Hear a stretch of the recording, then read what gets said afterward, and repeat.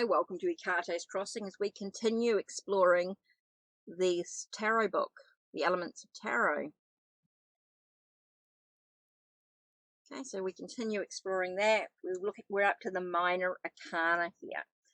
The major arcana cards are archetypal symbols acting in a transformative manner. They describe the symbols at the heart of the archetypal ways of being within us rather than their personifications as others or their manifestations as events in the outer world. The minor arcana cards represent the outer manifestations of the archetypal principles embodied in the major arcana cards, symbols of the way the archetypes act in our lives. The minor arcana cards are divided into four functions of consciousness or personality types.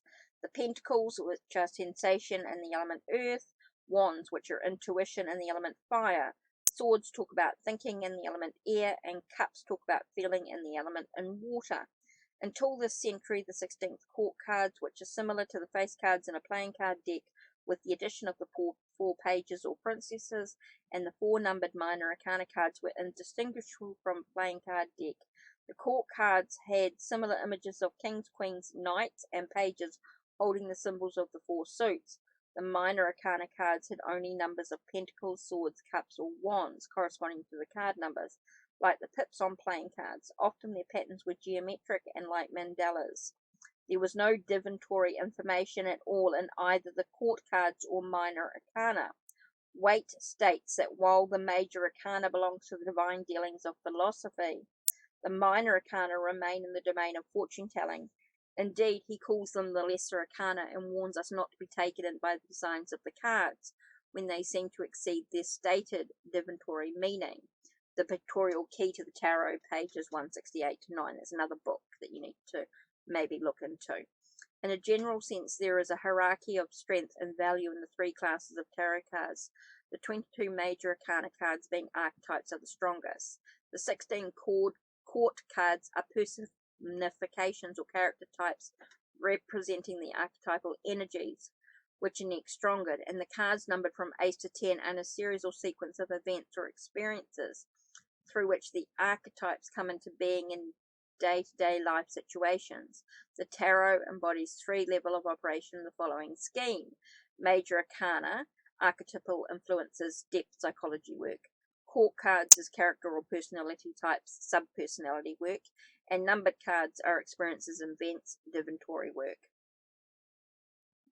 Archetypal influence are the deep, pervasive, and powerful force which shapes us from the inside and only eventually become conscious and manifests as outer events. Work with the personality or its component sub-personalities involves identifying, communicating with, and differentiating the various ways we perceive ourselves and act. Experiences and events in our lives are the ground of action and being which serves to teach us about the soul. The distinction is important because it's extremely easy in our process of transformation to lose sight of the level at which we should be concentrating our energies.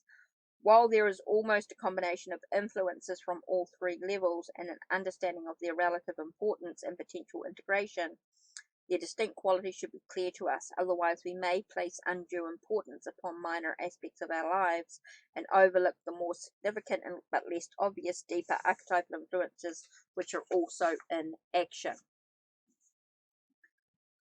Then we got the four elemental suits. So I'm not going to go into too much detail. I think that's something that you need to research and look into a little bit more yourself. I only want to give you snippets of information because I want you to really dive deep into different aspects. And I've gone over some of these aspects before in different videos, and it's just, and lots of people dive into this sort of area. There's so much information out there. It's about finding what resonates for you as well, which is really important. So we could go into, again, look at different cards. What are we looking at? Ace of Cups here. So let's just look at the Ace of Cups because that's what we're going to look at first. Okay, cups, a suit of cups. Cups are the element water and the psychological function of feelings. The Ace of Cups is the true heart. A hand from the clouds surrounded by a dew holds a cup from which four streams of water fall into a tranquil pond. A white dove descends to a place, a cross-marked wafer into the cup. An interpretation. The open heart is true at the beginning of the spiritual adventure. Joy and contentment, abundance and fertility, expressing true feelings, openness to deep feelings, the regeneration of love. In reversed, so when the card is upside down, is inability to open the heart, false heart, instability, emotional inconsistency, and insensitivity. So it feels like it could be a block to new beginnings in regards to a relationship in some way, depending on what's going on with the question you're asked, what goes on in regards to the layout that you use. There's so much more in regards to the cards, of course. And you can look at the symbols. You know, what does dove mean? What does the cloud mean? You know, you're reaching out of the fogginess, reaching out of the cloudiness of the situation. So interesting. You can dive into a lot deeper. I mean, the book's pretty quick in regards to meanings for the minor arcana, but there's some great books out there that sort of dive into a little bit more. So now we want to enhance our tarot reading, so that's next on the agenda. Don't forget to check the links down below, check the links on my channel, like, subscribe, and ring the bell so you know when the next video will be uploaded. Take care and blessed be.